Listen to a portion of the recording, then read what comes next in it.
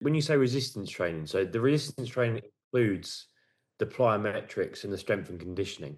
And so we're training strength and conditioning and plyometrics together in the same session. Yep.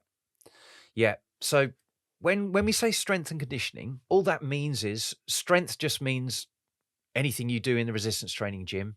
So that means all the neuromuscular stuff. So it's plyometric speed, it is explosive power, it is strength. They're the strength training sessions. Conditioning is the cardio work, the energy support for you being explosive. So that's where we've got that separated out in the program. So we've got resistance training, which covers all of those things that we spoke about. And then the cardio training is about it's cardiovascular fitness. It's energy supply to your working muscles. You don't think the plyometrics should be trained separately? You think it is absolutely fine to train all resistance in one session with the Yep, plyometrics? as long as you do them in the right order. And that's why we go straight from the warm-up into the plyos. So it's the fastest, most coordinated stuff that you need to do. And it's immediately after the warm-up when you're switched on. So you'll be like, I get the most out of that. Then we go into the power stuff. So now you're being explosive with the weight, but the speed work actually helped potentiate you and switch you on ready for that as well. So it kind of transitions in. And then by the time you're starting to feel fatigued and it's a bit more of a grind, we're on the slow strength stuff where that's fine. So doing it in that order, they add to each other rather than, I mean, if you went straight in with strength and then tried to do power or speed work afterwards, it's like, I've not got it. You're wasting your work there.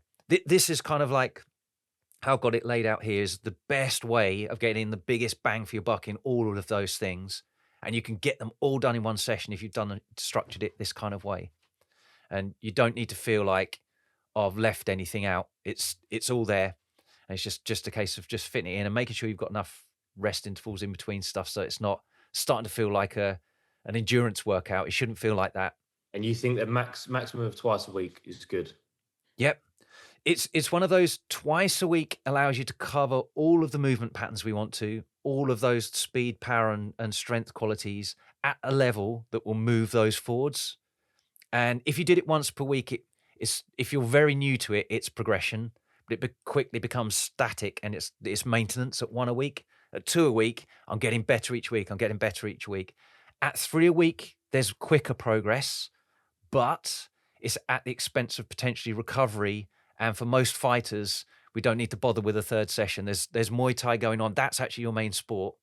2 times a week in resistance training is enough to be moving you forward. You're getting everything you need, but without taking too much away from your Muay Thai. Especially if you're out in Thailand, it's like, actually, I need energy in the tank to recover from everything here.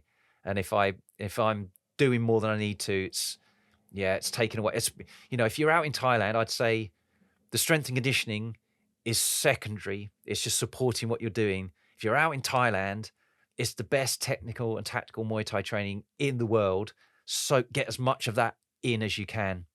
And then if you're at a stage where maybe you're back home and you haven't, the technical and tactical Muay Thai training isn't as great, and you just, it's not giving me that same level. And it might be, I'll focus a little bit more time on my supplemental athletic conditioning with the strength and conditioning, because that feels like a better use of my time to move me forwards. But definitely when you're out in Thailand, grab the technical and tactical stuff as much as possible. And we'll fit in around that. Thanks for listening. If you found this valuable, please like, subscribe, and share with someone else it could help too. Please give the podcast a review or comment below. We'd love to hear from you. As always, you can visit heatrick.com for more Muay Thai performance podcasts, videos, articles, and guides. Catch you next time.